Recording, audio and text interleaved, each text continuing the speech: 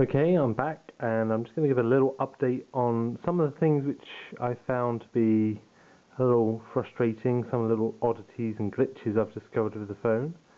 So this is my phone with my own wallpaper. I like to keep a clean background because when you start adding things to the screen, it quickly gets cluttered. So I've found that I keep 4 things almost like as an extension of the main menu buttons. My Google Maps, email, messaging and Java. And Java, of course, because that takes me quickly to where I can get to Snap 2 and Opera.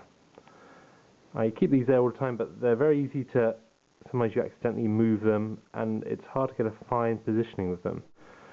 Some things I've noticed of all these applications here, this is a nice guide to using the phone.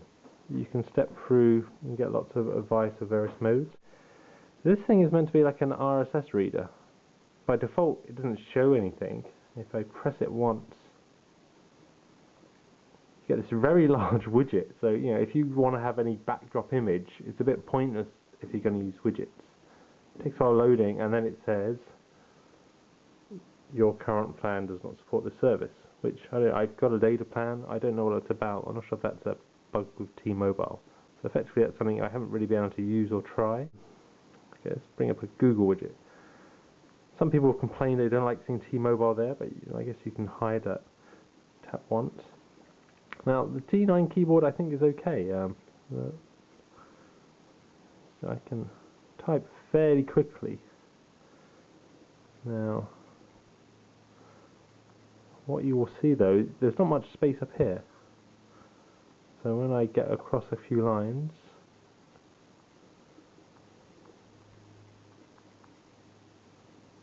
lazy.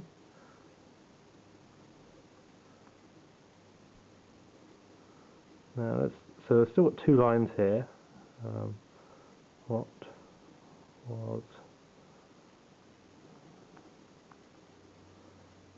Oops. So that's about as quickly as I can go typing. But now you can't see anything else up on the screen. So you can use the D-pad to navigate up. That's one way. You do have these tiny buttons which do actually work if you can press them. But there's also this thing which doesn't. I thought this might collapse down the screen, but it doesn't. So what I found is using a stylus. This is not a stylus. This is just a dental flosser. But I find it works quite well. If I go to QWERTY mode, the keys are very small here, so this is where I get a little more accurate.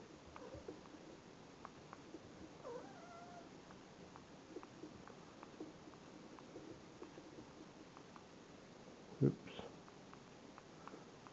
And this is where the phone sometimes, you know, I'm waiting for it to catch up with me now.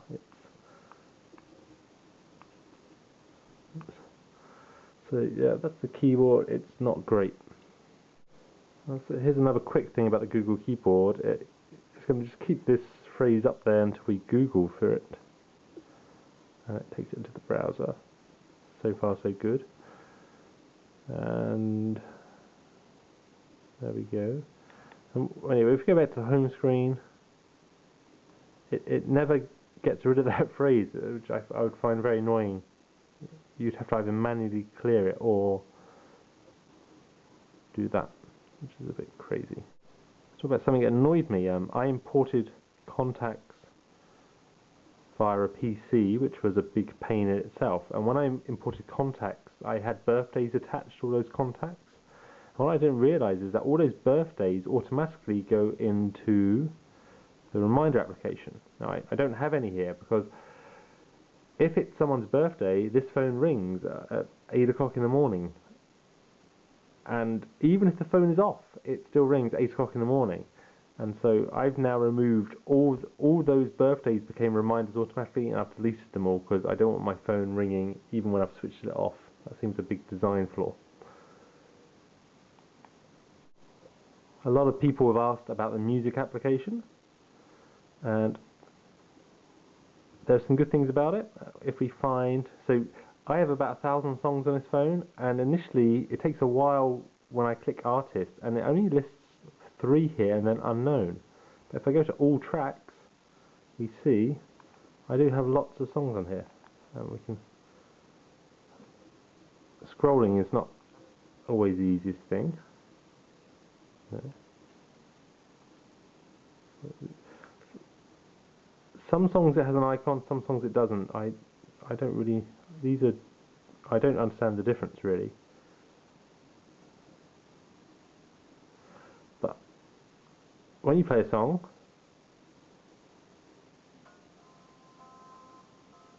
you can change the volume there. So change the volume here. This graphic equalizer, can we see that? This is not updating, this just shows the same pattern. Like if I play anything, it will show that pattern. These icons aren't really always that clear. This is looping and this is repeat mode, I think. Yeah, this is shuffle or not shuffle. This is repeat once, repeat the whole library. It's not very clear, but we can choose a different song.